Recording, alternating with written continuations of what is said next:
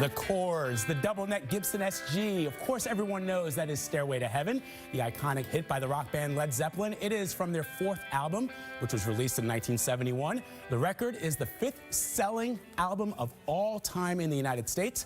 Led Zeppelin was formed 3 years earlier in 1968. To mark their 50th anniversary, the band is releasing a book tomorrow called Led Zeppelin by Led Zeppelin. It features previously unseen photos compiled by the three surviving members. Charlie D'Agata spoke to guitarist Jimmy Page in an interview you will only see on CBS this morning.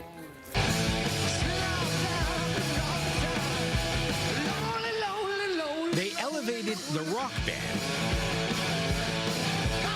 to a work of art. So when it came time to launch a book chronicling 50 years of Led Zeppelin, it seemed fitting that Jimmy Page would use London's National Portrait Gallery. We got a backstage pass. Mr. Page, how are you? Oh, hi, I'm Nice well. to meet you. Nice to meet you. Wonderful surrounding. Not only the band's guitarist, but creator and visionary. Was there a moment when the four of you got together for the first time, or the first couple of times you thought, wow, this... Well, the very first rehearsal that we did Very first rehearsal. was here in London in a rehearsal room where we had maybe an hour or 2 hours. We just got together and we counted 1, 2, 3, 4, and we were in and we were all playing. And we just kept extending the song and jamming on it. And by the end of it, I absolutely guarantee that it was a life-changing experience for everybody from that point. You know, everyone knew that they'd never played with musical equals. Musical equals without equal. Robert Plant and drummer John Bonham were just 20-year-olds. Bassist John Paul Jones, 22, and Page, 24, were already veteran musicians. It's the first book about Led Zeppelin by Led Zeppelin.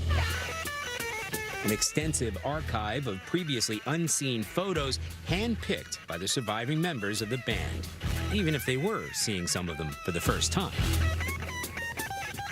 You're paying attention to the music or getting ready to perform. That's right, that's right. The last thing in your mind really is wanting to sort of stop and pose for photographs, and we just get on with things. The first gig, we'll say, in Scandinavia, because I was very keen to be able to have the group playing in front of an audience before we went in the studio.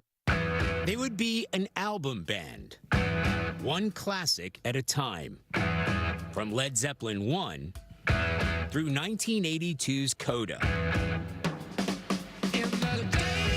9 studio albums that sold more than 300 million copies around the world, one of the most successful catalogs of the rock age. In recent years, Page has tried to keep the Zeppelin in the air, presiding over a series of archive releases. By the mid-70s, Led Zeppelin had created every rock band stereotype.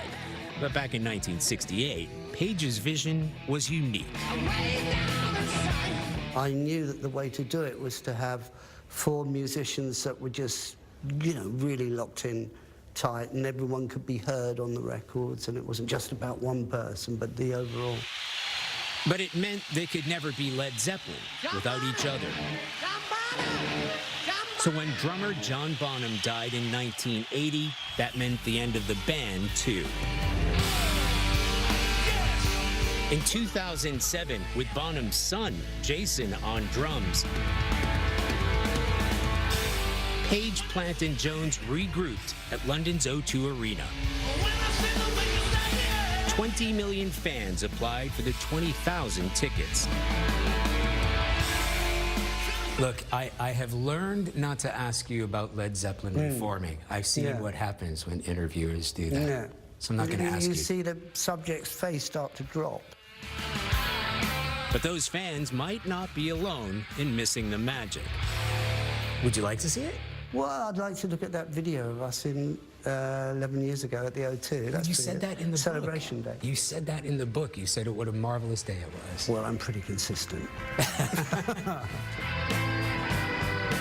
As consistent as he's been since 1968, when he created a band that would last little more than a decade, but who will rock and roll forever.